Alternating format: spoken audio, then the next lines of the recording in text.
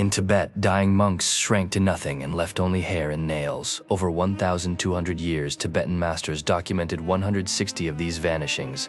Jesuit missionaries witnessed it firsthand, then were ordered to say nothing.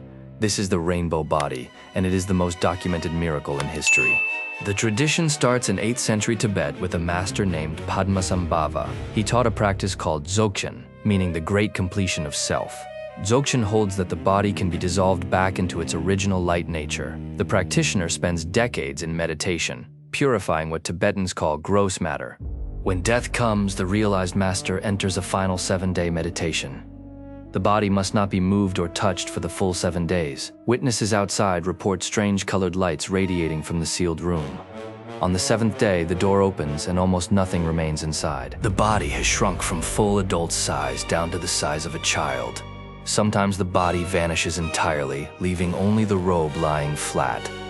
Tibetan masters recorded this happening 160 times across 12 centuries. The earliest accounts come from disciples who watched their masters dissolve. Later accounts become increasingly precise, naming the master, date, and location. By the 20th century, living witnesses described the lights with precision. In 1998, a monk named Khenchen Tsewang Rigdzin achieved rainbow body in Kham. Hundreds of witnesses from surrounding villages gathered over the 7 days. The roof of the monastery reportedly glowed with bands of rainbow color. When the room opened, only hair and nails were found on the empty mat. Now enter the Jesuits. Arriving in Tibet in the 17th century, they came to convert Tibetan Buddhists to Christianity, confident and prepared. What they found instead shattered everything they thought they understood. Father Ippolito Desideri arrived in Lhasa in 1716 and stayed for 5 years. He learned Tibetan fluently and studied their texts with rigorous scholarship. In his journals, Desideri wrote of monks who died and simply ceased to be solid. He described the lights, the shrinking, and the hair left on empty robes. His manuscripts reached Rome, where church officials read them with alarm. Official church response: these accounts must not enter wider circulation. Desideri's full journals were not published for nearly 200 years. He was not the only witness. Other missionaries sent back similar reports. Father Francisco Orazio Olivieri reported lights and the impossibly shrunk bodies. All of these accounts shared the same detail. The lights were real and witnessed. In 1999, the Vatican quietly began its own investigation into rainbow body.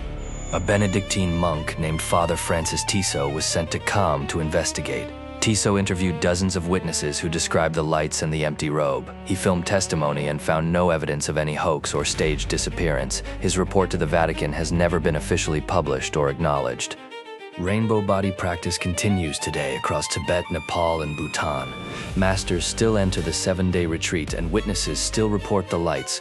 What science cannot explain, 160 accounts across 12 centuries refuse to dismiss. The hair and nails left behind were never explained away, only quietly filed. 12 centuries of vanishing monks and the world still has no answer for them. 12 centuries of documented vanishings, silenced missionaries, and a Vatican inquiry that was never published. Subscribe to History Retold for the ancient truths that someone always wanted buried.